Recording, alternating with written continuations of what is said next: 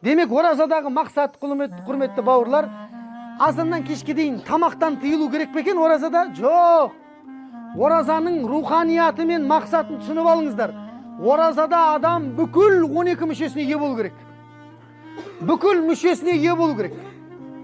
Ең қатты ие болатын нәрсесі тіл. Пайғамбарымыз саллаллаху алейхи вассалам хадисінде айтады: қандай да бір пенде ораза ұстаса, бірақ тіліне ие болмаса дейді. Тіліне ие болмаса, оған азаннан кешке дейін аш жүрді деп жазылады дейді. Болды. Оған Рамазанның сыйлығы жоқ дейді.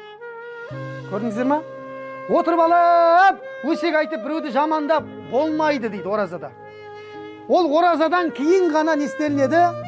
Рұқсат етілмейді, етіледі дейін деп жатыр ғой. Вообще болмайды өсек өтірік айтуға. Ұсталып қалды біраз адам, иә? Оразадан кейін бастаймыз деп отқандар, Құдай қаласа.